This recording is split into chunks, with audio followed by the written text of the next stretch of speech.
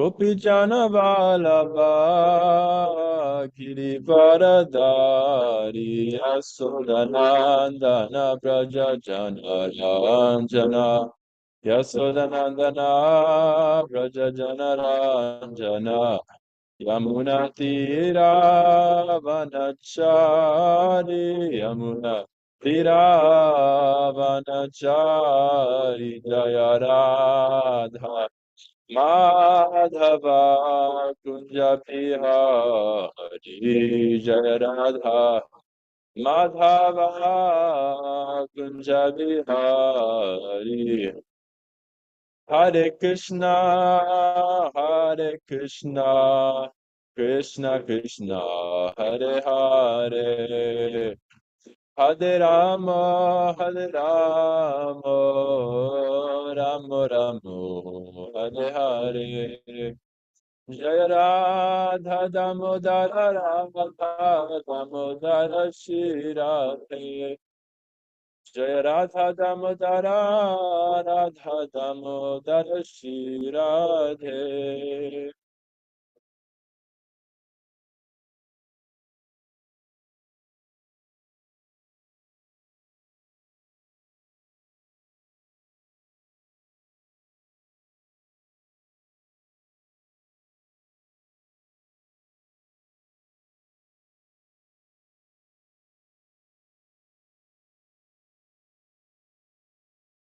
Om Namo Bhagavate Vasudevaya.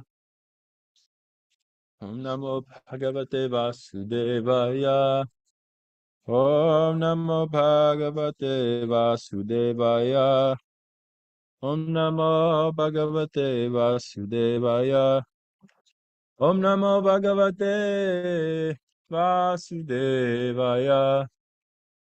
Om Namo Bhagavate Vasudevaya.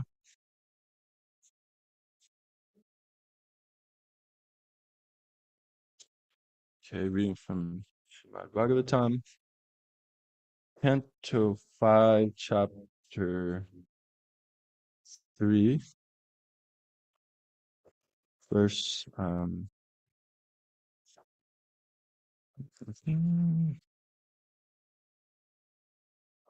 Krishna.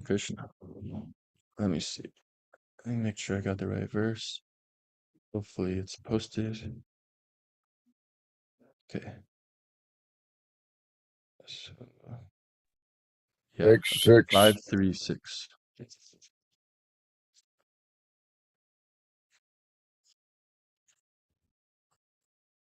Okay, so it's a prose verse. The meter. Harijanu Naraga Virachita Sabala Sabsabda Salila Sita Tisalaya Tulasika Durvan Kurar Api Sampritaya Samapyaya Kila Parama Paritut Jasi. For translation, Harijana, by your servants, Anuraga, in great ecstasy, Virachita, executed, Sabala, with a faltering voice, Samsabda, with prayers, Salila, water, Sita Kisalaya, twigs bearing new leaves, Tulasika, tulasi leaves, Durva Anukurai, and with newly grown grass, Api also, Sambritaya, performed, Saparyaya, by worship, Kila, indeed, Padama, O Supreme Lord, Paritusyasi, you become satisfied.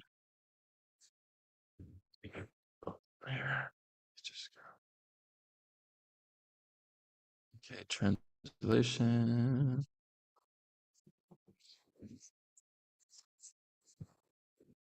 O Supreme Lord, Okay, so by the way, the context here is that Nabi is performing this great sacrifice, has all these priests doing the sacrifice for him, and of course his desire is to have a son, a wonderful son. And so now the Supreme Lord has appeared, and now these are prayers to him by the priests. O Supreme Lord, you are full in every respect. You are certainly very satisfied when your devotees offer you prayers with faltering voices, and in ecstasy bring you tulasi leaves, water, twigs bearing new leaves, and newly grown grass. This surely makes you satisfied.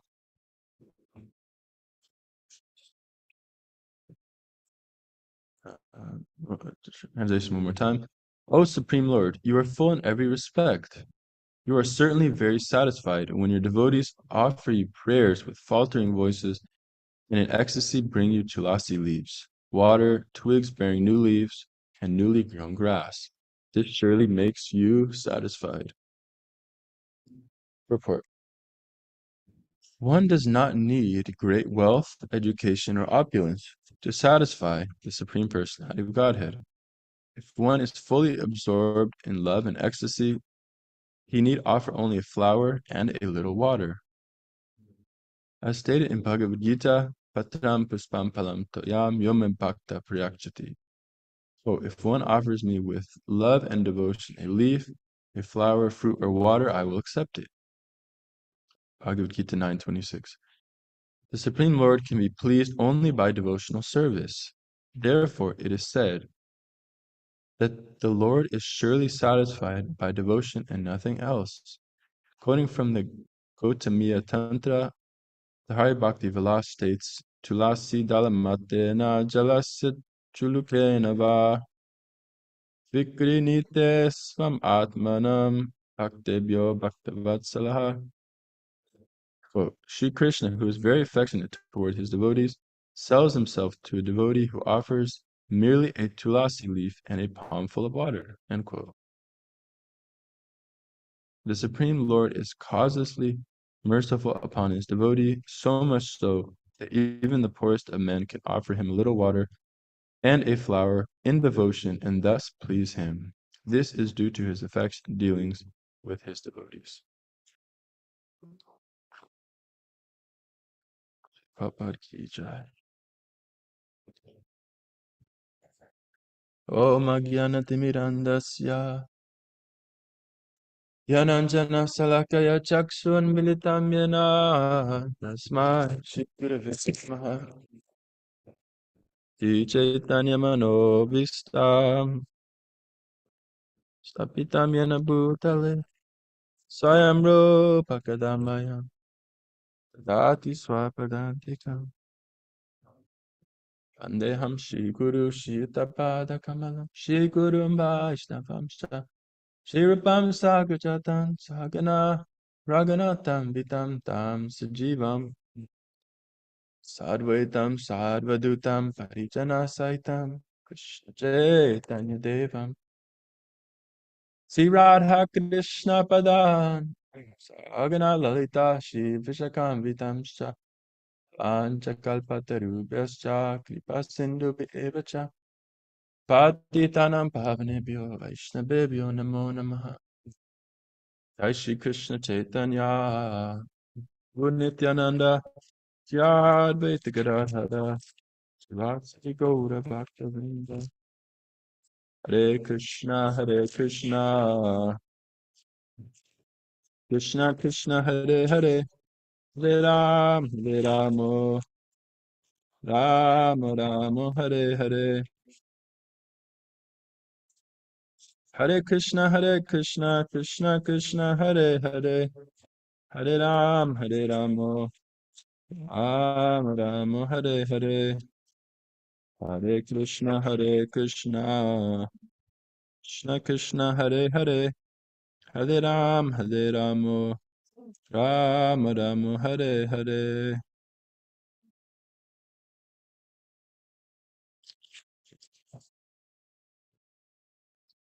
Hey, good morning, dear devotees. Thank you for attending this morning's Bhagavatam class. Um, so yes, like I said, the context here, this king is performing this great yagya, and that maybe it'll come through later, but as my Guru Maharaj says on his Deamrita Maharaj, talking about this section, he describes how the priests are actually very embarrassed because um, here's the Supreme Personality of Godhead is being worshipped, and he's the one who can give anything. But what's the king asking for? He's asking for just a nice son, or maybe a son as good as the Lord. I'm not sure exactly. But so the main point in this verse today is this idea of, yeah, of the devotion of the devotees, and of that as that being the most important part of the offering is the devotion. So as we know, this verse is being quoted, Patram Puspam Palam Tayam, that if one offers me, with love and devotion, a leaf, a flower, fruit, or water, then Krishna will accept it. But the key in that verse is if one offers me with love and devotion. So it makes you wonder how much of the food stuff of the bhoga that you offer is actually being accepted by the Lord, considering that's his requirement. Um, so yeah, and I like this little saying that His Holiness. Oh my God, I don't know if I'm gonna be able to remember his name. Um, anyways, some Maharaj starts with N. I know that. But he was saying if there's no, yeah, if there's no devotion, there will only be commotion. So he was making the point that with devotion, with devotion, when devotional service is there, then there'll be no commotion.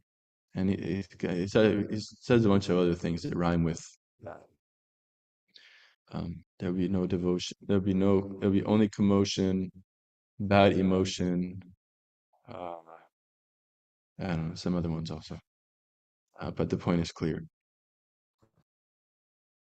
So yeah, this is a very important point here. This idea of the devotion behind it, and interesting as there's this. Of course, it's a quite common, I guess, metaphysical experiment.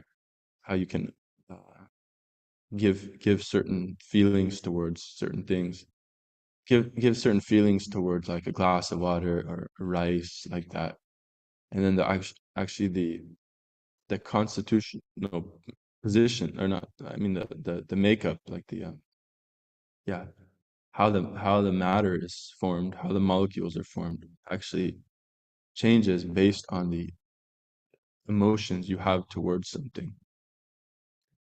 Um, and so yeah, it's been found many times and even replicated by one of our local, I guess, experimental scientists, Venu Maduria, who did an experiment and found this, that yeah, he had like 3 cups of, I think, rice with water in it, and to one he was like gave very bad energy, talked badly to it. To another one, he just ignored it, and to another one, he like praised it and said, "I love you" and all that. And then what happened was the one that he gave that good energy to actually started. He actually, even though the other ones started smelling, rotten and putrid and stuff, the one that he gave good emotions toward actually started having this great fragrance. So one day he told me, and yeah, I never made this connection, but he told me, yeah, this is what this same concept can be applied to our devotional service. That if whatever we do in that certain mindset, then the Lord will accept it. Um, so it's interesting, yeah, how much the intention, the consciousness is there um, to make the impact. And even we know in the Bhagavad Gita, in the 17th chapter, it's described how uh, charity, I believe, charity in the mode of ignorance. Um, even though one is giving charity, one might think, well, charity is just good all around, But actually, there's charity in the mode of ignorance, and that's if you don't give it in a like a pleasing mindset. Um, okay, I think a bird just flew into the window. Okay, so yeah, so this is a very essential part uh, of our practice. And I know I was in when I was in New York one of these recent times. This one of the local swamis that he was giving class, and he was saying, I just have such a deep regret because I went so many years practicing devotional service, chanting, and just doing it in a mechanical way, you know, not doing it with any kind of love and devotion behind it. And he said, yeah, now I just recently started chanting with more, trying to have more devotion, love, and it's made such a difference. And I just lament, my God, how I've gone so many years just yeah without doing this. Um, so yeah, this is a very essential part of our practice. So I thought, and of course, yeah, there's so many examples of this where the Lord just accepts things based on, yeah, he's just kind of happy because of the intention behind it. Um, so maybe I'll get to that later. But so I like this Sonis Kadama Kanamraj.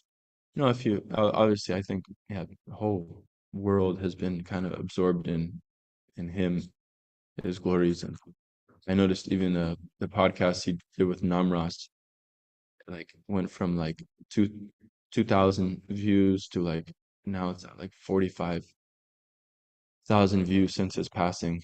So, anyways, everyone's been very much absorbed in the glories of Maharaj. And I remember Maharaj always talking about this idea of mercy, and yeah, getting the mercy. And he described one time how he's not like thinking like, oh, okay, yeah, if I do, how do you say it? Uh, he's making the point that he's just always seeking, how can I get the mercy of my guru? How can I get the mercy of my spiritual master? Um, and yeah, so this is a common theme in his talks. So in one of these remembrances, this disciple was mentioning how they were having a very intimate kind of gathering with Maharaj, and Maharaj just gave like a 2 or 3 hour class, which just blew everyone away. And Maharaj was talking about this concept of mercy, and the devotees were asking, well, Maharaj, you're always talking about this concept of mercy, can you elaborate? And Maharaj was saying that this mercy means um, working in such a way that the Lord will reciprocate with you, and kind of like having these instances in our life where this is actually very clear that yeah, this is the Lord right now working, you know. arranging this and like that. Um, so this was his definition of mercy, was like having these revelations of the Lord's presence in one's life and how the Lord is actually arranging these different things. Um, and yeah, because Srila Prabhupada, he mentions in one purport how, this this revelation, these kind of these kind of experiences are what motivates one in their devotional service. Like, hey, you do service, service, service. But if there's no kind of taste, if you're not like experiencing that personal connection, yeah, that's what Maharaj was saying, is the experiencing the personal connection between the reciprocation between the Lord and the devotees. That, yeah, the Lord does something to please the Lord, and then the devotee can see, wow, look at how the Lord has reciprocated in my life. Um, so Prabhupada says that yeah, this is kind of motivates the devotee to keep going, is to have these kind of experiences. Um, and of course, yeah, I believe one of the uh, things of surrender, right? There's that kind of, I don't know, six or something characteristics of surrender, and accepting everything that's favorable, rejecting everything that's unfavorable, and one is feeling that one cannot do anything without the Lord's mercy. Um, so, anyways, the Lord is ultimately, yeah, present in our lives, uh, but just being that idea of like being able to actually perceive that and see clearly, yeah, this was actually the Lord. So, like when Srila Prabhupada, he had he had not taken sannyas yet, but he um, had started his center in Jhansi, his league of devotees, and then he bought this. He was gifted this nice building, this nice property, and so he built it up. I mean, sorry, he didn't build it up, but he started having programs there. And then one day, the this person who so-called gave it to him said, "Okay, well, yeah, actually, now I need you to pay for it." And Papa was like, "Well, you said you were gonna you said it was just a gift." And he said, "Yeah." The landlord was like, "Yeah, yeah. Well, don't worry. I'll give you a very good price, and I'll give you the priority in case anyone wants to buy it." So Prabhupada was like, "I don't, you know, I have nothing. I have no money. I spent all my money, for the inauguration of this building, holding a big, I believe it was like a Janmashtami celebration." So he decided, okay, well, let me go back to, I was a businessman, so okay, let me just go back and make some money like this. Um, and yeah, I believe shortly before that also, one of his business had been burglarized, and he wasn't able, yeah, yeah. So his business had just been burglarized, and then I think he had like one little more business that he could go back to. So he goes back, and yeah, he tries to like make it work, and goes back and lives with his family, and his family was still very unfavorable to his Krishna consciousness, and uh the business didn't work out, and so and his wife sold his Bhagavatam, and he left. He said, okay, yeah, but he could clearly see, like, and he quoted this verse that when the Lord is very favorable to a devotee, then the Lord takes away everything. So yeah, Prabhupada could see how, wow, this is the Lord's presence in my life. And yeah, what an inspiring act. Yeah. Like when one has a nice dream, one just wakes up and is just so fired up. when one gets a realize, it's like these little gems, these little gems that one gets, like, like when you get a new toy or something, or you get like a new car, and you're like so excited, and life just becomes, you feel like your whole life just got to upgrade, and yeah, I got this new car now, or this new toy, or this new tool, and yeah, so that's what these realizations are like, but it's obviously much more valuable. Um, so it's interesting, yeah. His Holiness Kadam Kadam is like just very motivated by this idea of just doing what it takes to get the mercy of the Lord.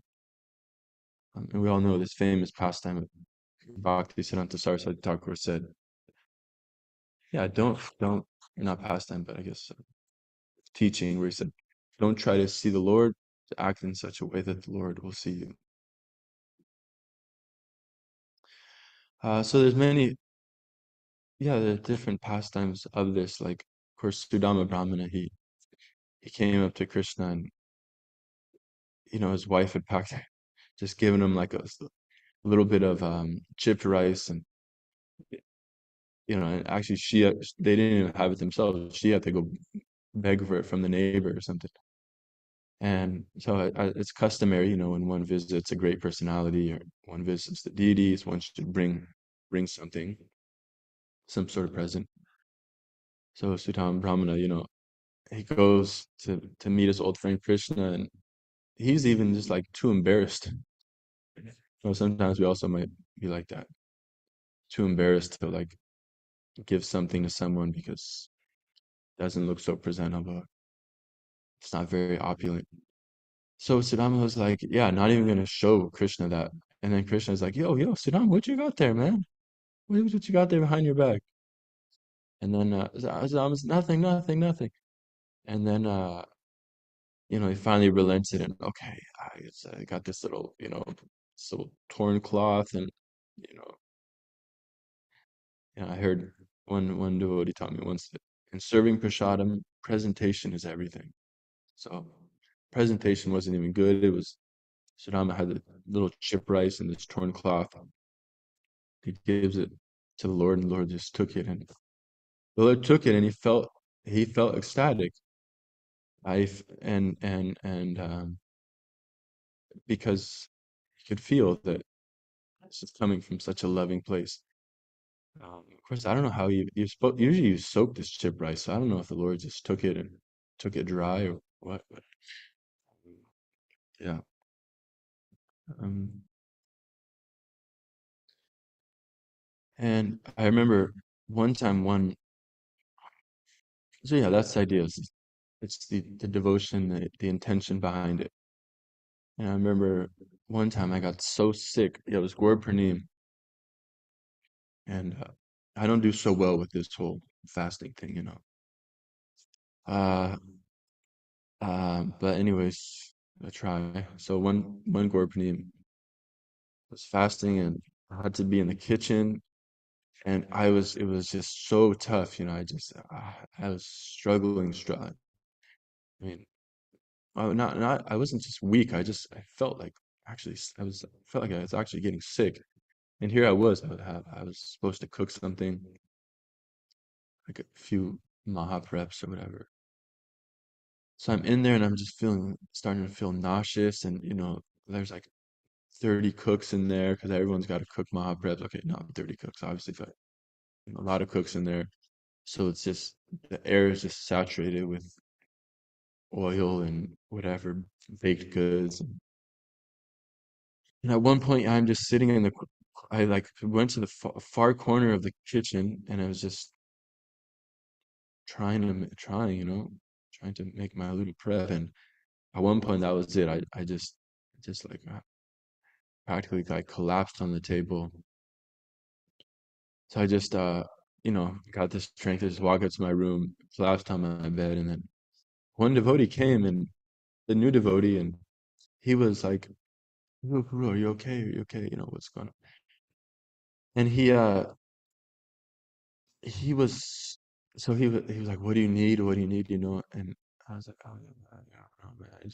Maybe like a whatever, like ginger ale or something. Yeah, okay, okay, okay. And he was like, he was actually making the experience much worse. Um, really, I wished it. I mean, I wish probably that he wouldn't have been just bothering. I really just didn't want to see anyone. And anyway, he was coming up to, oh, Farouk, can I, maybe can I give you a massage? No, no, I was like, no, just, but he was so sincere. He was so, yeah, of course, like sometimes he would leave and not come back for some time. But I think he was probably got distracted. But I was like, it was such bad service. I mean, of course, I don't know. Yeah, it was such a bad I would have definitely given I wouldn't have given a very big tip probably if it was like in a restaurant or something. It was terrible service. But he was so eager, you know? He was so eager to help me. He's like you could see that he really just he wanted to help. And so because of that, I did, yeah, I felt very indebted to him. Um Even though like I said it was actually just terrible, terrible terrible service. But I was like, oh my God, man, I wish just someone a little more competent could be here helping me out. But still, my heart, my heart melted towards this devotee, and um, anyway, so this is an example of where, um, yeah, these services might not be best, but we're trying. He was trying. We're all trying.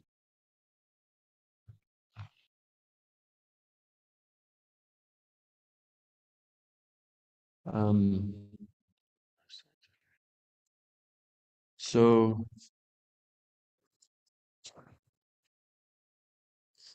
yeah, this is one point is that um, yeah, this is the point being made. It doesn't matter all this costly stuff. Uh, it doesn't matter what our what our competence is. Yeah, we can just try. Um, so this, uh, yeah, I told this past time before, and I'm feeling uncomfortable with everyone. I'm gonna call here to tell again. Uh, yeah, this one time I was distributing books and I was at some street fair, and y- yeah, I distributed to there was like a group of guys, and I like approached them, and then one of them was more favorable, and yeah, it was going good, and even his friends were like chirping in, like, yo, look, giving him a bad look. All book distributors know this is sometimes you have to just like you just have to like manage the situation so that the person who you see is interested is not too much influenced by his associates around him. Because they'll be like, yeah, don't buy it, don't buy it. You gotta like, I don't know, diffuse their malicious comments.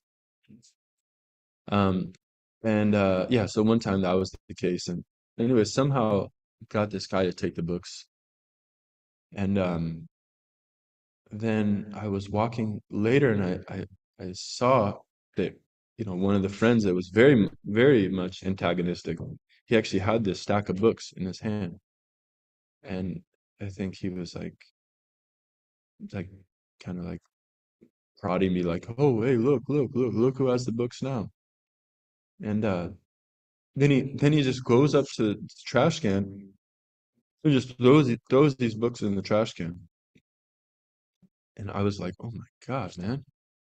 And you hear all these stories about like, yeah, someone disrespected Prabhupada, and I just like, you know, just told them that yeah, one story specifically, yeah, someone like poured beer on a picture of Prabhupada while someone was distributing books, and then the devotee just like stared him down and said like, "You better apologize."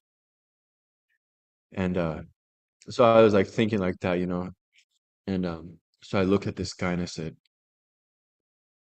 I mean, the guy, this was like out in he was like some country guy with like, like a black sleeveless t-shirt and smoking a cigarette and maybe like some cowboy boots and denim jeans.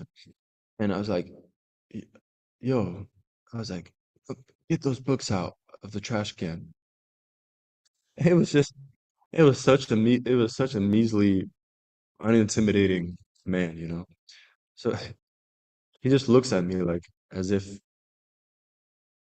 I like didn't even say anything. I tried to like build up some more um some more prowess and get those books out of the trash can. And he just looked at me and just like took a puff of his cigarette, probably just like blew it in my face and walked away. And so I'm like there, just like, oh my God, this is just so embarrassing. And what do I do? Of course, I just like reach in the trash can, grab the books, and I was like, oh my God, I was feeling so like, man, I'm just like not intimidating, you know, I'm just like not a tough guy.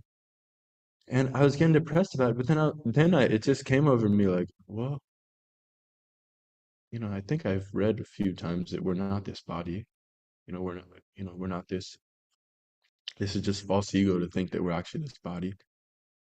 And I just got, yeah, it gave me, and it just like, wow, I just felt a lot better, and whatever, I was actually just feeling great, and yeah, I'm not this body, I'm not this or that, and I just went out and tried.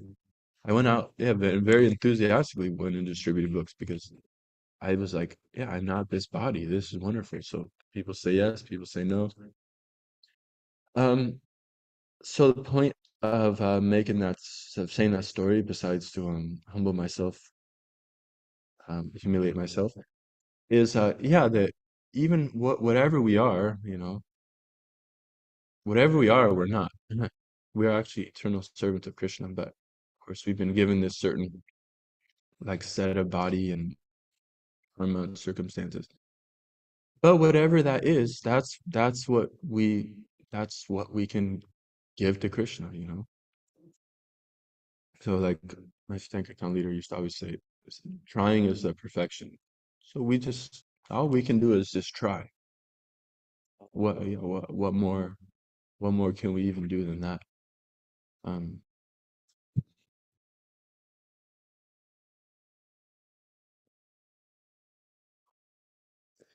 and yeah, and through that trying, yeah, the Lord is pleased because we're doing what we can. Um, so okay, so it's 7:45. So yeah, no stop. It's a good stopping place. Okay, didn't have anything else, but more of this sound completely out of context now. Um, so okay, maybe if someone has a question or comment, I can do so now. Or if not, I could just say a few more minutes of things. But please, yeah, if there's any question or comments on what I've said so far, please feel free to do so.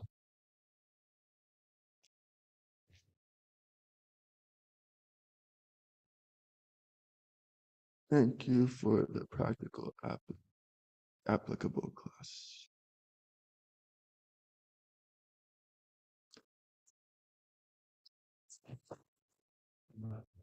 Hare Krishna Prabhu. Oh, okay. Hare Krishna. Hare Prabhu. Thank you for a very nice class.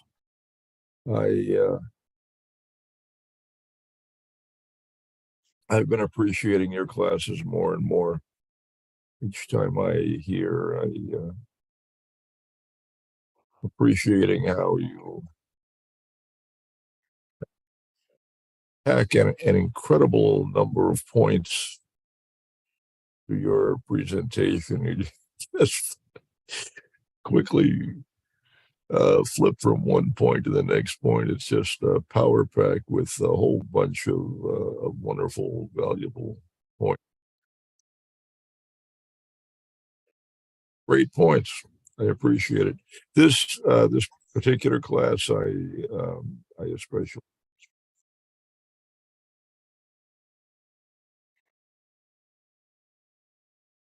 essential nature of bhakti, of love and devotion, and how important it is to be mindful, really, of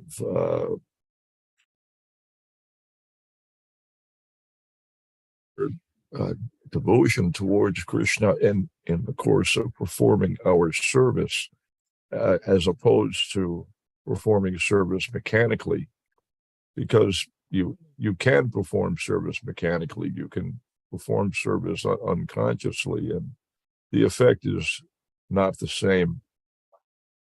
I have lots of practical experience. I have performed devotional service mechanically for probably much of my life, and chanting rounds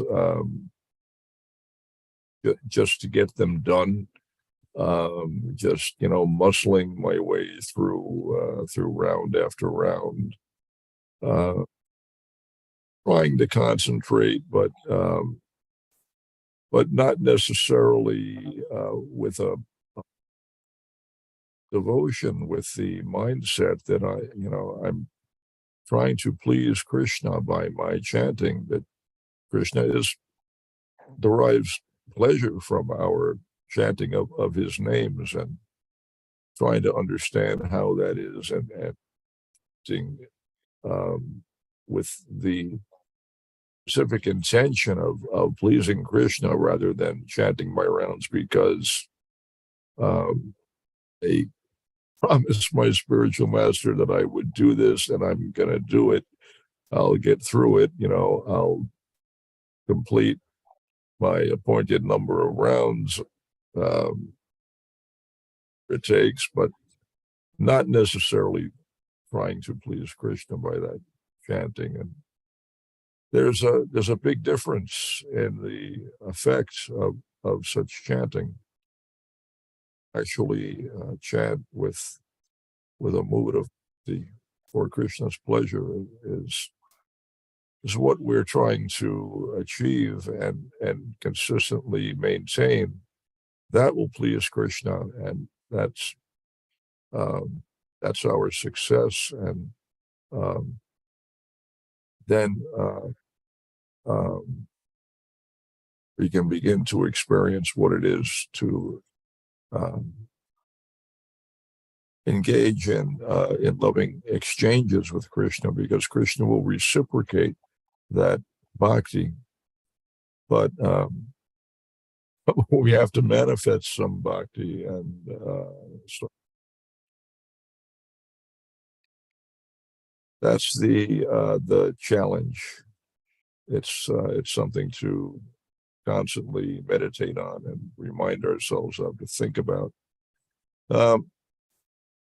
The simplicity of an offering, it's wonderful about Krishna that that he's prepared to accept even the simplest of offerings. It doesn't require that we be very wealthy, that we offer some very opulent offering. It can be incredibly simple, as simple as a palm full of water or a leaf, but that we've done it with bhakti for Krishna's pleasure is the critical thing. Srila Prabhupada cautions us, however, that we should not think that because Krishna says Patram Pushpam Phalam Toyam, therefore all I have to do is offer some simple little thing and expect Krishna to be satisfied. He says that our offering should be made according to our means, so that if you are in fact very wealthy, but you only offer Krishna a leaf and a little water, then that's kind of insulting. You should be prepared to to offer according to your means. If you're capable of doing better than that, then that's what you should do.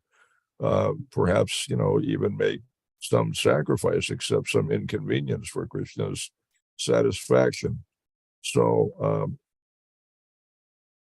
another important consideration that because Krishna is satisfied merely with our devotion and not necessarily the opulence of the offering, it's not that therefore it's acceptable to just offer the simplest thing and not endeavor further. Means we don't have to kill ourselves to try to please Krishna by some extraordinary show of opulence, but if we can, if we have the means, if we have some Lakshmi, if we have some item or other, then why not do it very nicely for Krishna? Because that's another way in which bhakti is manifested. Bhakti manifests through all kinds of means.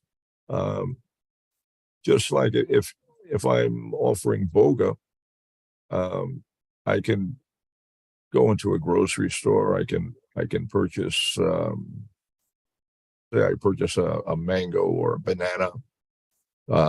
I can take that and I can offer it. I can place it on the altar and say a few prayers, and voila, I've made my offering. But that's a minimal manifestation of bhakti. Better than that is that I take the time and trouble to carefully undergo some preparation. At least I can peel the banana,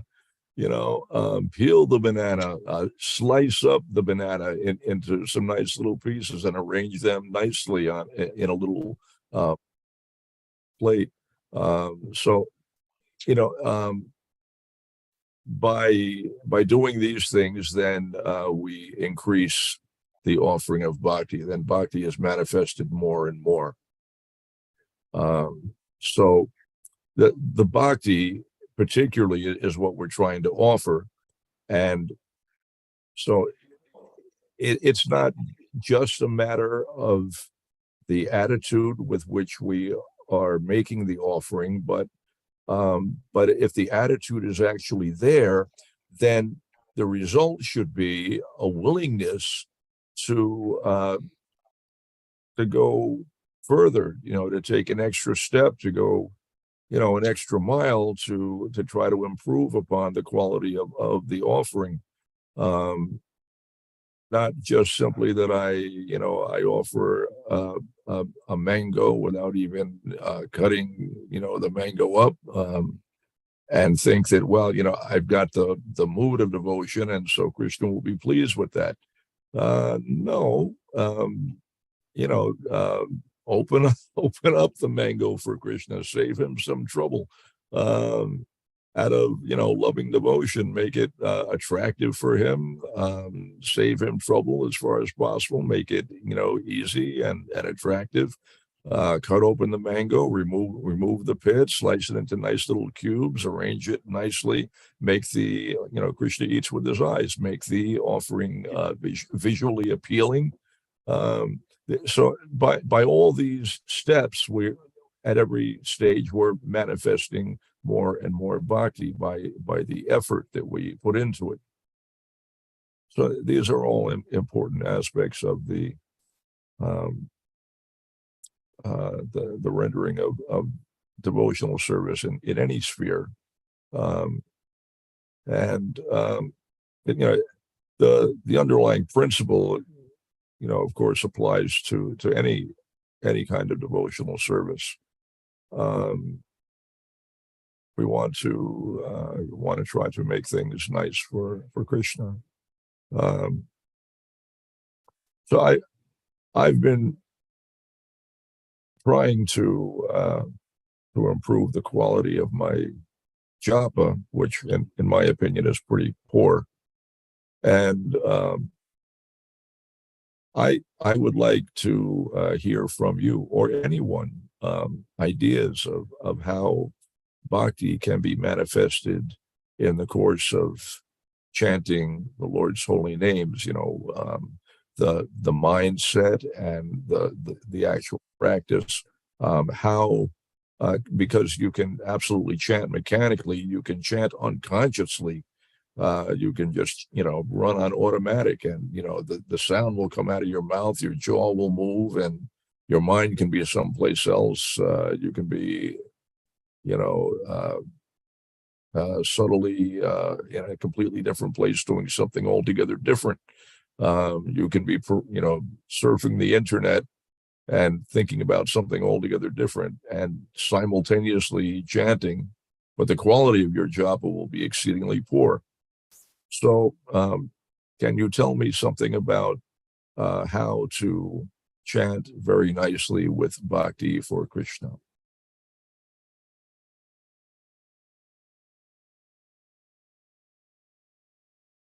Well, I was actually wondering. I was going to ask you that. Mhm. I mean, his Holiness Satyananda Maharaj has so many like little meditations about this, and think he takes from like Bhaktivinoda Thakur's Nama Rahasya, and like these different kind of little prayers while one is chanting japa, like and it's like while you're chanting, it's like you can meditate on this meaning of Krishna, and oh Krishna, who is the reservoir of all pleasure, please, um, uh, let me experience that great reservoir. I just, of course, made that up, um, but it's similar to that. So I know, yeah. So Maharaj has these kind of nice little meditations one can chant. And Mahatma Prabhu also has many. Um, um, but of course, then it seems like then some devotees talk about what's his name, his Grace Burijan Prabhu. His whole thing is okay, one mantra at a time. Just chant one mantra at a time.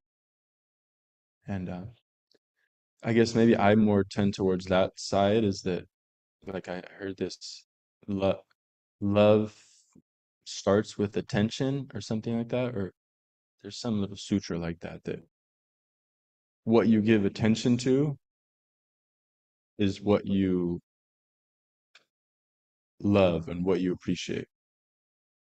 So yeah, I guess based on the instructions I've gotten from my guru in terms of chanting, um, I more kind of am towards that where I am, I guess, now in my bhakti. It's like just try to be attentive, and that's kind of your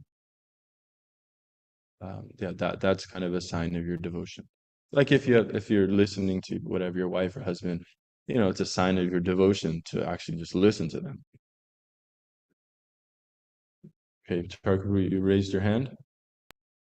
Yes, because you have inspired me to comment on the issue of attentiveness, which is the whole crux of chanting japa with bhakti. Because it's not like offering a banana. You don't have a peel to remove, and you don't slice it up and so on, and arrange it nicely. And yeah, you can try to formulate the syllables nicely in your mouth, and enunciate clearly and pleasingly, but attentiveness is the critical factor. You can visualize it like this. In Western culture, Western culture is kind of a contradiction in terms. Um, India has a very rich culture and very, very personal culture. Um, in Traditionally in India, you are supposed to always be prepared to warmly receive guests that come to your home, even unannounced. That a person can feel comfortable just showing up at your door, and you will immediately drop everything and receive them very nicely. That's that's the proper standard. When we're chanting the Lord's holy names, we are inviting the Lord into our heart. We're asking him to come and take a seat in our heart.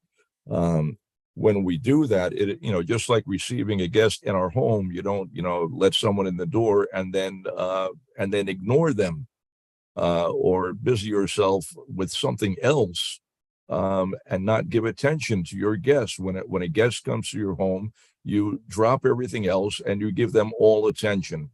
All of your attention is focused on them. You seat them comfortably. You make sure that they are comfortable. You ask them, ask if you can offer them, something to drink, something to eat. If there's anything that they need. Jai Shri Shri Radha Damodar.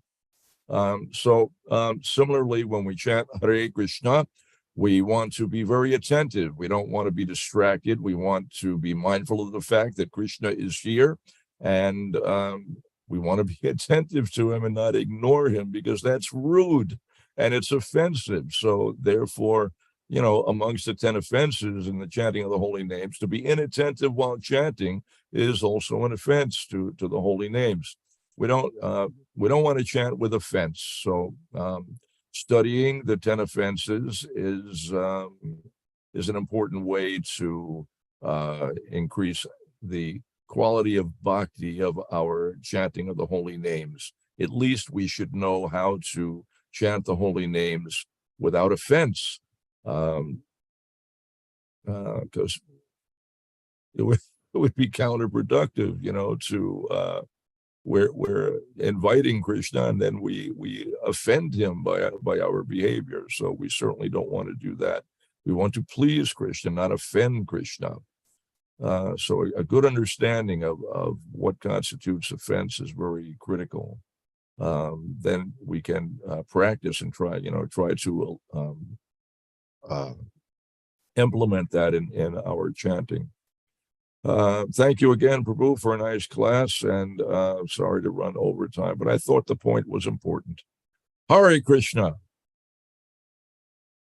Hare Krishna, Srimad Bhagavatam ki jai, Srila Prabhupada ki jai, Gaur Bhaktivinoda ki jai.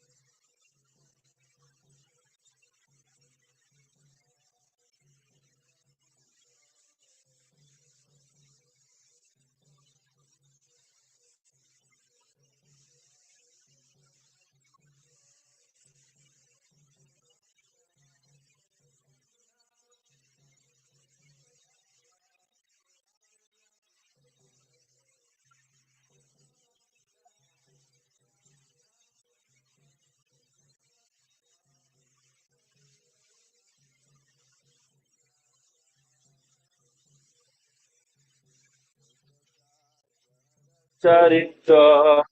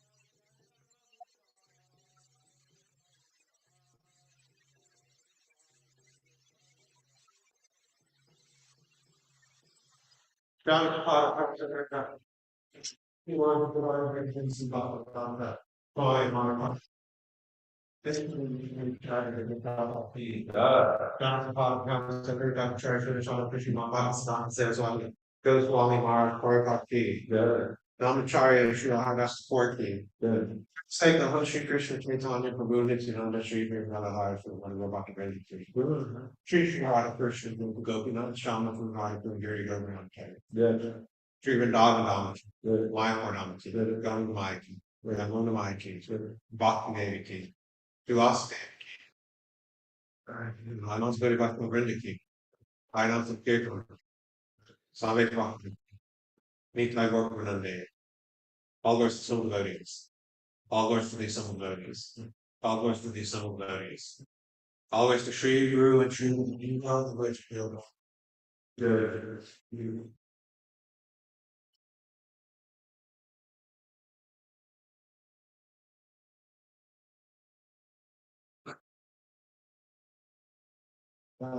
It's you are very interesting. But one way, those things, very worship service. But it's nice for the boss of worship service. And the receive Christian. Only very much of the ways. That is the peace that of all that. You always never has built a family. He did not know where continuing sad minutes, begins sure the things is there. Our forgiveness continues, friendly for Lord Master. Oh, faith of blood, this is anything. We thank all of you, patient. Love is not enough, so share the more program to each other.